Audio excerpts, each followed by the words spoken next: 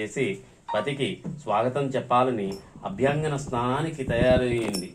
తన వంటికి నలుగు పెట్టుకున్న పిండితో ఒక బొమ్మను తయారు చేసి తన తపశక్తి వల్ల పొందిన వరంతో ఆ బొమ్మకు ప్రాణప్రతిష్ఠ చేసి మందిరం వద్ద కాపలా ఉంచి ఎవరిని లోపలకు రానివ్వద్దని చెప్పి స్నానానికి వెళ్ళింది. గజాసురుడి నుండి విముక్తిని పొంది కైలాసానికి వచ్చిన శివుడు లోపలకు వెళ్ళబోగా గుమ్మం వద్ద బాలుడు అడ్డగించాడు.